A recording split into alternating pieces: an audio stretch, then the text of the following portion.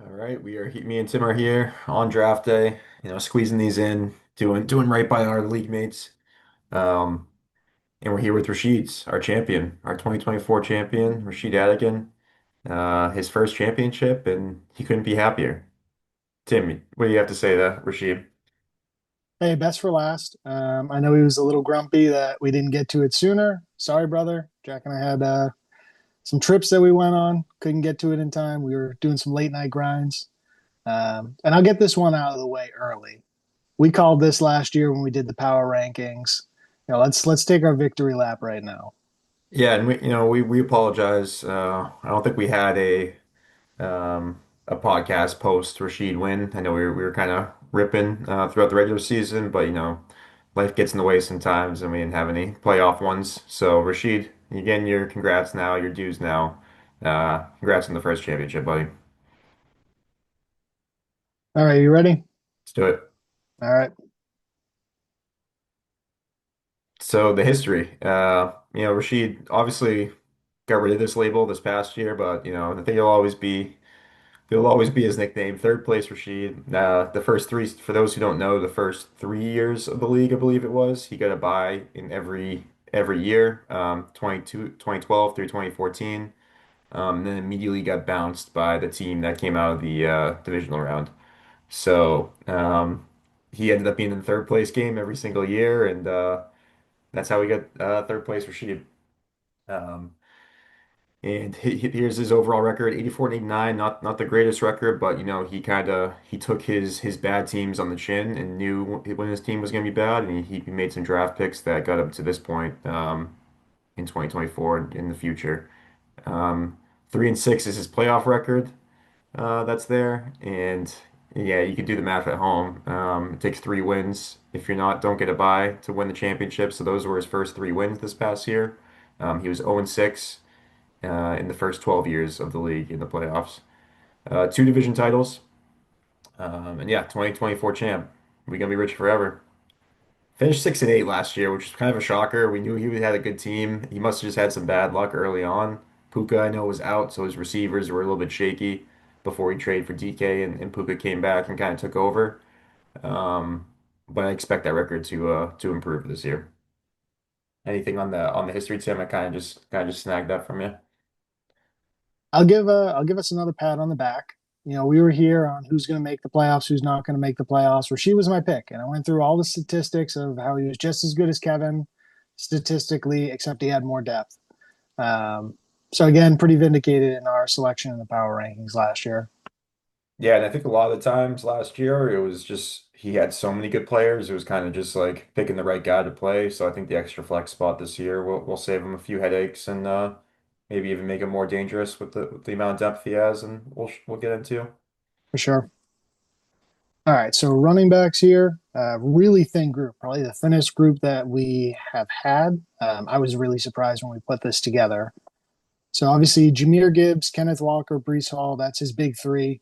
I think Jahmyr Gibbs obviously finishes running back two last year. We have him as a blue chip player. Nothing's going to change there. Yep. Kenneth Walker and Brees Hall both going into contract years. We differ a little here. So I guess let's start with Kenneth. I have him as a green. You have him as a teal. Um, I guess what are your thoughts on Kenneth and where are you at?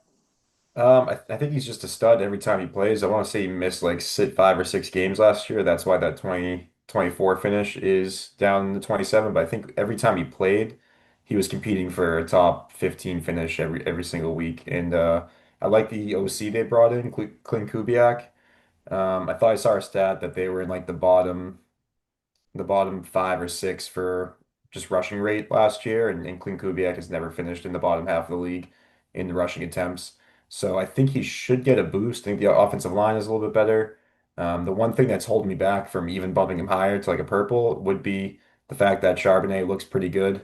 And I can see that turning into maybe like a 60-40 for Kenneth Walker or for Ken Walker and Charbonnet. But I think either way, he's gonna get the first crack at it here. Yeah, Um, and I mean, we'll touch upon with Brees too. I think they're both in similar boats where they're both stud running backs, but they also have fantastic backups. And the formula seems to be having two running backs on a lot of these teams. You see it with Detroit. So, I mean, I know Saquon kind of took over, but you can almost use Jalen Hurts as de facto RB2 sometimes. So, that's the only thing holding me back from ascending these guys higher. Just that they have two young guys right behind them that could fill starting roles. I know you looks like you have Brees higher as a purple. Is that more so just potential of leaving after this year, or what are you thinking? What are you thinking there? Trade or leaving, and like, what are the teams that need a running back next year? Like Hmm. Kansas City, Dallas. Like, I feel like good teams need a running back, and he is to me a blue chip running back. Yeah. So I think you'd be hopeful that he gets a contract and goes somewhere else and actually has production. Just to touch back on Kenneth Walker, Yep. it's with my rating of a green. I'm just concerned with the injuries. Is that like Mm. has he ever played a full 17 or 16 I game don't think season? so. It seems like he always like Yeah, every week he's up on the injury report, not practicing Wednesday, and I felt like every week he got it together and would play games, but it seems like he is always on the injury report. yeah. Yeah, I think that's totally fair. And yeah, like you said, if maybe you almost take the bumps and bruises this year, and let's say Braylon Allen kind of gets some more carries, yeah, I'll suck this year. But if Braylon Allen looks good, maybe the Jets are comfortable letting Brees walk, and like you said, maybe Brees goes to one of those teams like Dallas or KC in a high-powered offense. I hope he does because I feel like he is like one of the best running backs in the league, Yeah, and he's just stuck right now. agreed. And then Kendra Miller, that's these are the only four running backs here. Like, so when we say he's thin, obviously he's got some absolute studs at the top of the his roster, but he legitimately only has four running backs on his roster. So that's where we get the why he has a pretty thin looking running back room. So if one of these, I mean, knock on wood, if one of these guys do go down, God forbid two of them go down, he'll be in a little bit of a tough position. Yeah. All right, wide receivers. Yep. All right, so wide receivers, complete opposite here. He is loaded, and Mm, he has a lot of young wide receivers too. So we'll start up at the top. We got Puka Nakua, finishes 28th last year in wide receiver. Like you said, he was injured, came back. Obviously, he's a stud. We had him as a purple last year. We both have him as a blue chip player this year. yep. DK Metcalf, he made that trade with Ruff last year. He goes to the Steelers. Finishes wide receiver 32 last year. We had him as a green player last year. I think we still have him as a green player. Um, Yeah. I just feel like he's a Jameson, little capped, right? Sorry to cut you off there, but I mean, as much as I kind of like him in Pittsburgh, I just feel like they're never going to be like a passing offense, like top yeah, 10 in the passing rate. You know, like Seattle looked like they were throwing the ball a ton last year. So I think that obviously he's a stud DK, but I think he's a little bit capped. I think that's why we have him as a green when he could be considered a teal talent. yeah. And I guess my other thing would be what happens after this year, after Hmm. Rogers probably retires. Yep. Um, Jameson Williams, Roma Dunze, I feel like they're both kind of in the same boat. We have them both as pink. Hmm. Anything you want to touch on with these two guys? No, just a quick apology because I don't know how it slipped putting Jameson on Tyler's team on his day of the franchise, but everything we said about Jameson there, I'm sure is what we'd say here. He's a guy that could ascend even further, and it seems like he's going to compete with Amon-Ra for some being the top target hog on that team this year. And same with Rome. I know DJ Moore is still there, but there's a world where Rome has the most targets on that Chicago offense at the end of the year. I feel like we kind of talked about it on Carney's State of the Franchise, but DJ Moore doesn't it feel like his time is like expiring as a Bear? Yeah, yeah, it's tough because I mean every time he has these games where he looks like an absolute stud and then he disappears and has 30 yards like another next game. So that's a tough one, especially when there's so many. It seems like there is so many mouths to feed in that Chicago offense. It's hard to see any of them like stepping up and going for like 1,200 yards, but maybe both Rome and DJ get to like 900 to 1,000 yards and both have solid seasons. Yeah. All right. Chris Olave, probably one of the more polarizing players. Had his like 12th concussion last year, finishes Yeah, wide receiver 93. I have him as a black. Like if he gets another concussion, he's done. yeah. I know you still have him as a yellow. You want to touch on him? Yeah, I just think, I mean, yeah, it's hard to predict injuries. It's definitely fair to be like, hey, there's a good chance he does get another concussion. You're playing football, and if he does, he's gonna be immediately miss. Like you said, he probably should be just be done, retired. But at the minimum, he's gonna be missing like 3 or 4 games if he gets another concussion. Yeah, So it's hard to have him anything more than a yellow. But if he stays healthy, he is the number one receiver on that team and should get fed 8 to 10 targets a game. So it's not going to be a good offense. I can't see him being like a top 20 receiver unless they like truly feed him like 12, 15 targets a game and he's stays healthy. Um, but it's just a wait and hold at this point with him. You're not going to get any good value for him trading him, and you just got to hope that he can stay healthy. fair enough. Josh Downs and Cortland Sutton. Which one do you want to hit on out of these two? Let's just t quickly touch on Sutton. I just think he's he showed last year that he can just be like a perfect wide receiver one in that offense. And that's perfect for Rasheed here. A lot of these guys have upside, but I think you're going to get the most consistency out of Cortland Sutton. And I expect him to be his wide receiver too throughout the season, next to Puka, with DK, Jameson, Rome having their pop-off games every now and then. Yep, that's fair. And then Downs, I actually really like Downs. That's just seems like the Indy offense has just kind of been not super pass friendly. But if I had to put my money on any of those guys coming out of that receiver room in Indy, it would be Josh Downs. I'm in the same boat with Downs. And then Um, you wrote Roman Roman, Wilson. Yeah, go ahead. yeah. So we got Roman Wilson, rookie last year. We both have him as the black. He also has Cedric Tillman Yep, on his roster. I think it's at least worth mentioning. I think two guys you just kind of hold and see what happens. 100%. And yeah, I mean, he's got the roster space for him, and they're two good. I think there's two good bets to maybe get a chance. And I think I even saw that Roman Wilson was running as the wide receiver too, next to DK at times this offseason. Yeah, And then same thing with Tillman. Tillman had a run there where he looked pretty good last season. Um, but same thing, kind of just gotta wait and hold, see what happens. Yeah, I know Puka. I just wanted to quickly say this. He finished 28th last year. He was tied for fifth in points per game. So just to kind of justify that blue chip ranking even we don't further. we don't need to justify anything on this podcast. All right, quarterbacks and tight ends. So obviously Lamar Jackson, that is his only quarterback, which for me is a little scary, Yep. just because he is a Russian quarterback. Obviously a blue chip player though. Kyle Pitts, 1 year left on the contract, finished as tight end 15 last year. We're really split on him, so let's take a moment to talk about him. Had him as a teal last year. Mhm. I have him as a purple. You have him as a yellow. I guess tell me why he's a yellow, and I'll tell you why he's a purple. Sure, yeah. I mean, I could see a world where this season I regret that ranking. I think he has the potential to do that, but I think at this point I'm more of a you gotta prove it. This is year four for him. He's had 3 years. His rookie year, he looked great. He had like 800 yards. I don't think he's really sniffed that since.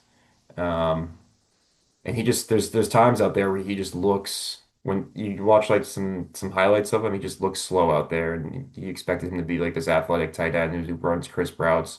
Um, I think he could be rejuvenated with Michael Penix, but it's a wait and see for me right now. I need him to actually go out and prove it before I can rank him higher. That's fair. I think I'm on the complete opposite spectrum here, or opposite side of the spectrum, with Michael Penix. That I think he's going to feed Kyle Pitts. I think Kyle Pitts has a big year. And I don't know if he resigns with the Falcons, but I think that he's a really good player, and Michael Penix is going to get him the ball. And I think we saw that at the end of last year too. Yeah, it definitely looked like London was the favorite target, but yeah, I mean, there's not just gonna be one target. I could see Pitts and London coexisting and each being fed 7, 8 targets a game.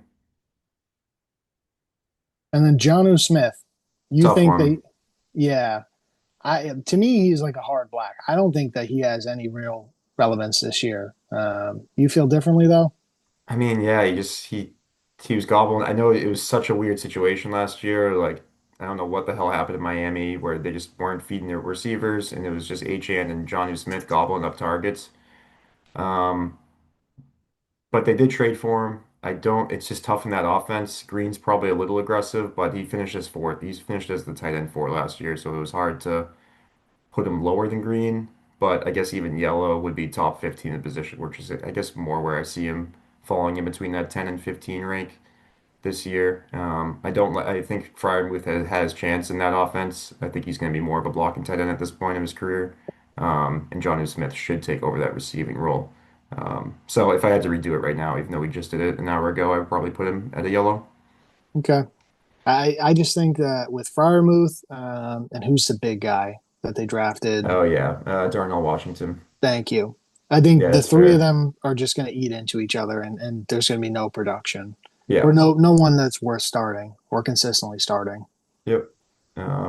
Which I guess we can go into the next slide as I say this. But do you look for him to draft a quarterback as a backup this year with one of these picks? Or do you think he just waits it out and picks someone up in free agency? He's got a ton of, he dropped a few guys, so he does have a ton of like comp picks, so he could just wait and like grab like a Trevor Lawrence like afterwards or something like that. Yeah. Maybe even an Anthony Richardson. I know you just dropped him. Yeah. Is that a guy would you would even consider? I mean, obviously you dropped him, but for Rasheed, maybe that is something that you hold on to just at the beginning of the season, see if Danny Dimes Yeah. collapses, you know.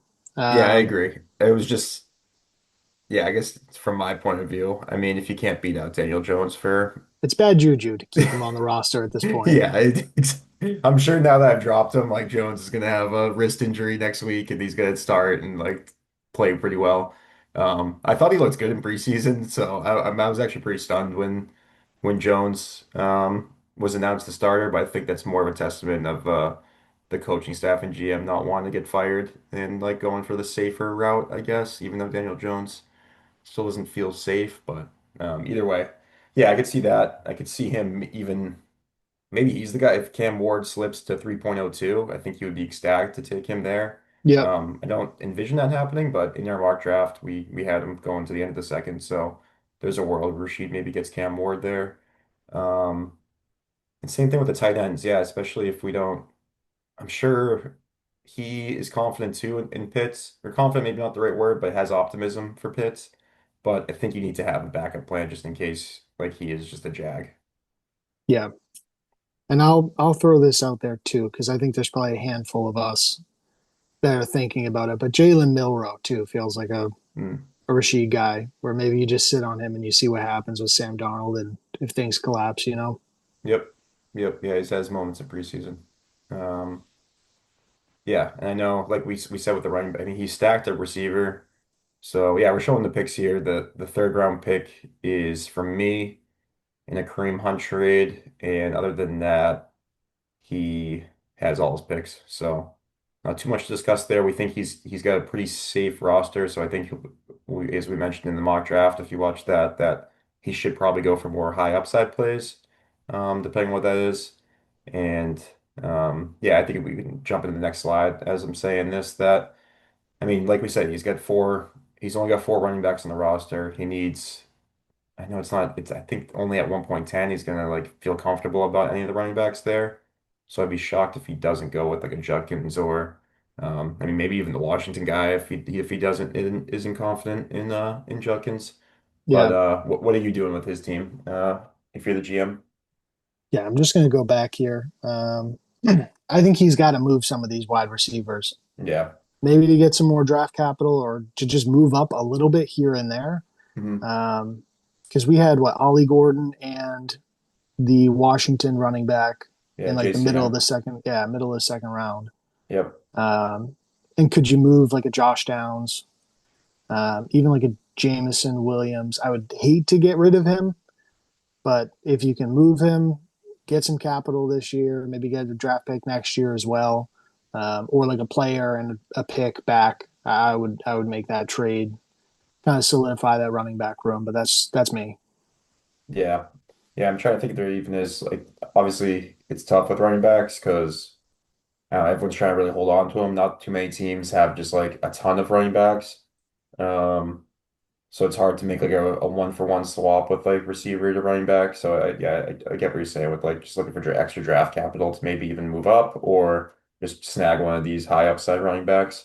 I think before Jill made the trade, that could have been a team you called up and maybe try to snag Charbonnet for like one of your receivers. But I'm sure she's happy to stand pat now that she's gotten JSN. Um, but yeah, other than that, I think he's got his studs. Puka should be a monster. Gibbs should be a monster. Lamar is ridiculous. So he's gonna be competing. He should be one of the top 4 or 5 teams again this year. Hey, what if I told you 8.5 on the over under? What are you doing? 8.5. So I think only 2 teams went over that last year. I think it was you and Kevin, and everyone else was in kind of that 8 to 8 win window. Um, I would take the over. It's just so tough. Like being that thin at running back is scary. If you do have an injury or two, like the wins can start bleeding pretty quickly. But I think he's got enough depth at the receiver position. I think the extra flex spot helps him out. Kind of use those receivers to his advantage, and he gets to 9 wins. Okay. I take the You under. I feel like this is a 7-17, to be honest with you. okay?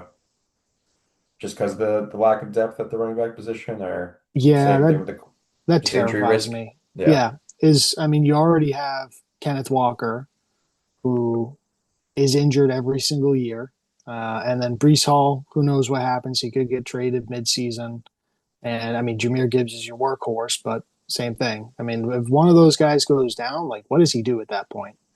Yeah, he might have to make a desperation trade at that point. Someone could take advantage. Yeah. But even then, mid-season, I don't know how many teams are going to be like, all right, let me move off a starting caliber running back here without Yep. getting something good in return. Yeah, so I agree. And as much as I love his receivers, his depth, none of those guys are going to get you, besides Puka, are going to get you like a high caliber running back. Yeah. Yeah. Um, So it'd be interesting to see if he tries to make a moves here, slide down or maybe even move up and grab one of those top 6 or 7 running backs. All right. Anything else you want to hit on before we close this one out? No, I think Rasheed has the tools to compete this year and try to make this into a little bit of a dynasty window. We'll see. He's got to hit on a few picks and he's got to hope some of these receivers take the next step. Um, How about you? Do you have any? I know this is, I'm going to hijack Rasheed's pod, but I know I did Kevin's solo. Do you have any thoughts on Kevin's team before we wrap up these? No. I mean, he's got a year or two left, and he knows that. I know that there are maybe potential trades that are coming in for Kevin. That's if Ruff ever responds to a text. You got to call him if you want to get the deal done. So, Kevin, if you're watching this, you have probably an hour or two left before the draft starts where you can call Ruff and try to get a deal done. Who knows? Um, Maybe we'll get some fireworks on at the draft and we see some movement. live pod at the Live draft. pod. All right. I think that's going to do it for us, but we'll see you guys in a couple hours. Yeah, it's been fun doing these state of the franchises, so thank you guys for watching. All righty.